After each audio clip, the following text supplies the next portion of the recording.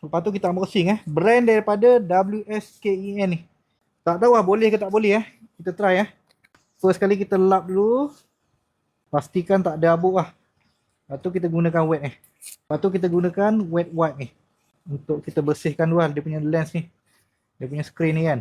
Kita buka dulu dust absorber ni. Lepas tu kita tampal-tampalkan dia. Supaya abu-abu tu tak melekat lah. Dekat sini ada top kan. Jadi makna handphone ni akan jadi kat atas lah. Lepas tu kita tutup kan.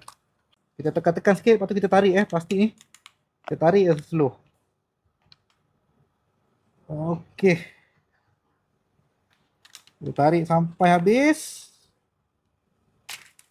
Lepas tu kita tekan sikit Lepas tu kita buka, kita tengok adakah berhasil tak. Okey, nampak tu menjadi Memang terbaik. Memang mudah cara nak pasang dia punya tempered glass ni. Tak ada sebarang abuk. Memang ngam dia punya fit ni.